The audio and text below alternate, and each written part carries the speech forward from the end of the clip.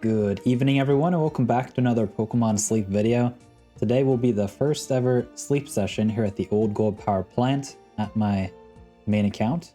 And so at this very moment I have a very weird looking team, and the reason is simply the area bonus here at Old Gold Power Plant is so small that I might as well just spend the time working on that area bonus and level up some Pokemon. Some of these are getting very close to their targets, other not at all, and so it is very close to bedtime, and so I've just switched to the night team. And we'll have a look at some of the other Pokemon that I've worked a little bit on maybe later in the week, but in this video we have a single session, and you can see I made it almost to Ultra 2 today. I won't make it all the way there unfortunately, but we'll just see if we can find some cool Pokemon in this session, and then hopefully also tomorrow in the next couple of days. The overstacking from the Entei team was pretty successful, and I've had a pretty good couple ninja salads today, so that has helped out a lot. Now, Snoozing type is amazing for me. I am primarily interested in hunting Fuecoco or the Skeledirge, and so if I can find at least one Fuecoco here, I'm going to be really excited. Now, the new Pokemon, Grubbin, is a dozing Pokemon, so probably won't see that in this session. Right, we have a Mr. Mime, Laffy, Eevee, Dugtrio, a Luxio, and a Shinx. 7 encounters. I guess I'll have to click on these, but honestly, I am very not a fan of the Luxray, unfortunately. I have not put in the current rates for it yet. I want to wait until it's all finalized. I don't want to be early on the gun there. I tend to memorize the rates that are shown here in my own widget, and so I don't want any bad information there. So we're just going to hold off a little bit on that. For the most part, you know it's an ingredient specialist, and you can see the ingredients and make your choice thereafter. For me personally, it's a little bit of a letdown because I am way interested in having a cool Luxray, but I'm already done with the tomatoes. Like, I have so many tomato farmers. I have probably 3 mono tomato Pokemon, Snover, Diglett, and there's another one hiding in there somewhere. I can't remember, with pristine stats. And at that point, it's a hard Pokemon to really go for, in my opinion. So unless you desperately need oil or tomatoes, or you happen to have a good Raikou, that could be a good reason. I mean, maybe you can go for the double tomato and then coffee, zoom it to level 60, but I'm not seeing it personally. So for this session, for me, I think it is going to be the Eevee. I already have 2 Ampharos, and I have a shiny Flaffy that is also viable. So not really looking to catch anymore. Although, Hungry Pikachu, I have caught a lot of Eevee. I'm very interested in some Pikachu candy. That's a tough call. You know what? I'm just going to hold off on my biscuits for now. Let's catch a Pikachu and see what it's all about. It seems to be appearing here at the Old Gold Power Plant quite frequently. Now it is an electric, very favored area, so that kind of makes sense. I think that's actually it for me here on the primary account. I am in a bit of a biscuit drought still, so I think for now I'm just gonna hold off, and maybe during next week's and the week after's event here at the Old Gold Power Plant, that can be a little bit of a help for me. Now, I'm not a fan of the Shinx. I'm not going to send out the Shinx candy. I think in this case probably the most favorable is the Ampharos, maybe the Pikachu. You know what, I think Pikachu is it. The Halloween Pikachu is coming up. People probably short on the Pikachu candy, so that's what I'm going to send here. And let's see if it's any good. Now, I haven't gotten cross friendship level 10 on the Pikachu yet, so still working on that. I do prefer catching Pichu, which I have a very high friendship level on. So that is the same ingredient list that I have on my current Raichu and on the Pichu that I'm having on my team right now to also evolve and level up and make into a solid Raichu. It's got inventory for sure. That's a lot of inventory. Skill level up M, ingredient finding. It has a decent nature and it has berry finding, but that is way late.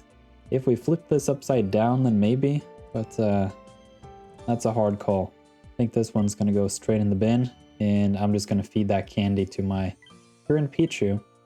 Although I'm completely out of dream shards, so unless this session somehow gave me enough dream shards to really do anything, then yeah, I won't be able to do much.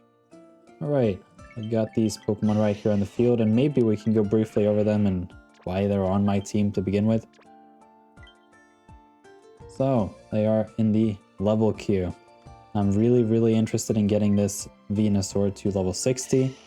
It has an ABC ingredient list, but I don't mind. It's gonna do just fine with the butter curry. And I understand also that that's not among the top meta dishes right now, but I think for the most part my Blastoise and the Venusaur, across the two, can produce a solid chunk of ingredients at level 60. And after that, I can just prioritize my skill specialists or my berry specialists more and be a little bit on the slow end on the cooking for now. So it's just Venusaur with very pristine stats, although a mixed ingredient list, but yeah, that's the reasoning. Now this Raichu is actually almost identical, or Pichu rather, I've nicknamed it Raichu already. It's almost identical. It has the same ingredient list, it has the same sub-skills as my Raichu. The only thing different here is that the helping speed and the inventory are in swapped slots, and this one has a neutral nature. Before level 75, this Pichu is actually stronger than my current Raichu, so that is kind of cool. And I will be sub-skill seeding this helping speed here, and I will also potentially put 2 main skill seeds into it, believe it or not, just because having 2 Raichu here at Old Gold Power Plant with main skill level 7 on, as that area bonus starts to go up, it's going to be pretty nice. And then I think honestly, I've mostly just decided against hunting the Delibird anymore. It's been an expensive, unfruitful hunt, and I think I'd rather just go for this Pichu that has eggs in that level 60 slot. I understand level 60 is a ways away, but I also have this one, Mono Eggs. Altaria has a very high ingredient rate, so despite the fact this has the adamant nature, I'm still at like 20%. Look at this. 20% ingredient rate on a mono egg Pokemon. So it goes from 25 to 20% with that nature.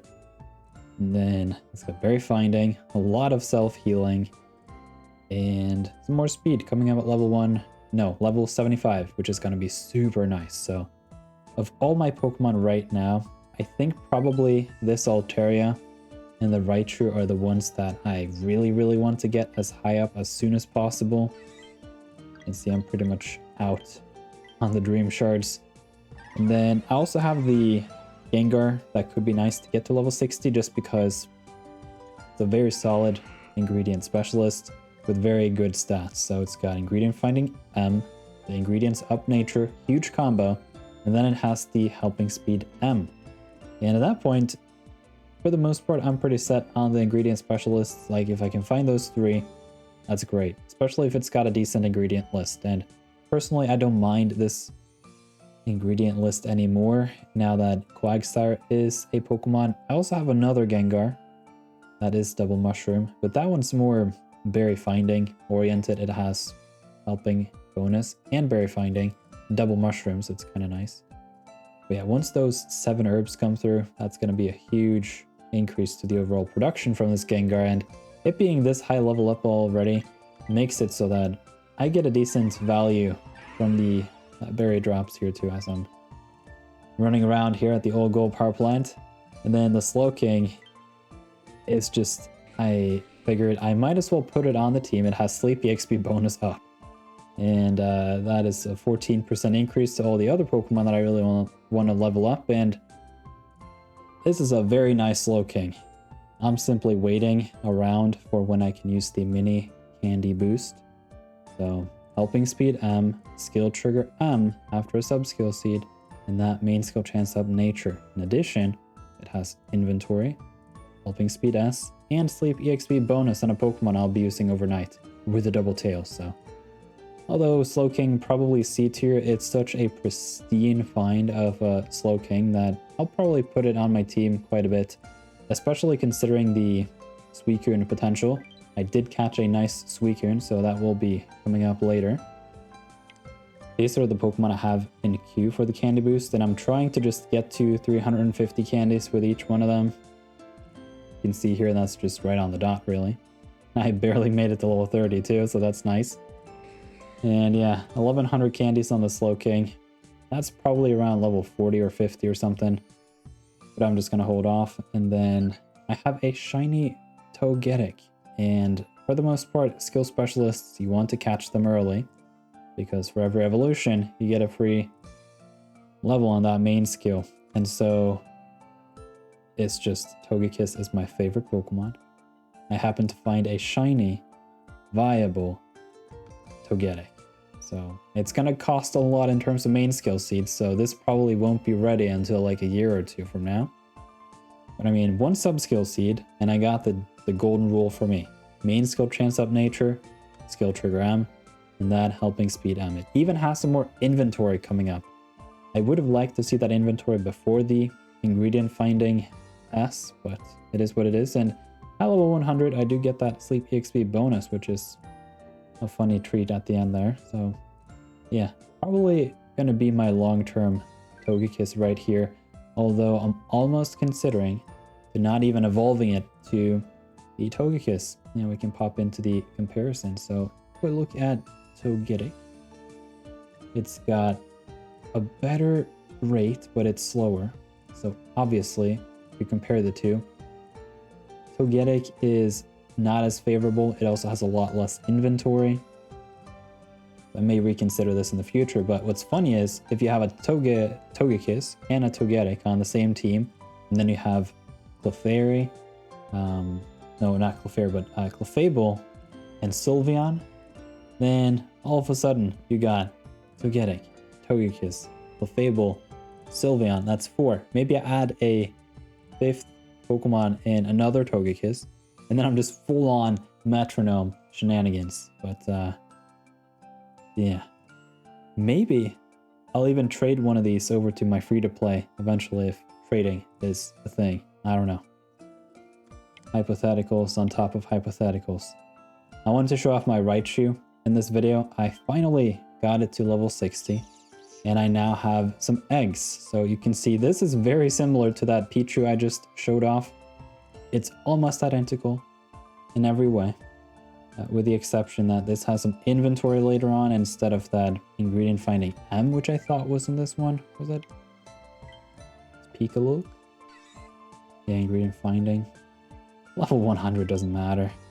Alright, so this Raichu is now going to produce a decent chunk of eggs, despite the fact that his ingredients down. We can... Oh, actually, you can't see it even. What am I doing? There we go. Maybe you heard what I said, though, and that kind of covers for it. But yeah, Raichu has decent ingredient rate, though this was a little bit reduced with the adamant nature. So yeah, it's got a lot of eggs because of that speed, and so maybe I won't even need the Delibird. I'll just do Raichu, I'll do No Name and the other Raichu, and yeah, so not really a whole lot of Pokemon to review here today. I think for the most part the big event is going to happen next week and the week after for the new Pokemon. I'm hoping to find a Grubbin sometime or an Aeron. I personally wouldn't mind a double coffee Aggron. It's looking to have a pretty high ingredient rate, and then obviously Vikavolt is the mono option for coffee. And so yeah, hope you guys are having a good time with the new area, if you've even made it there yet. I know some of you guys are waiting until next week, which is perfectly fine, and yeah, we'll just have to keep on playing and see if we can get any more good Pokemon. So thank you very much for watching. I'll see you around in another video.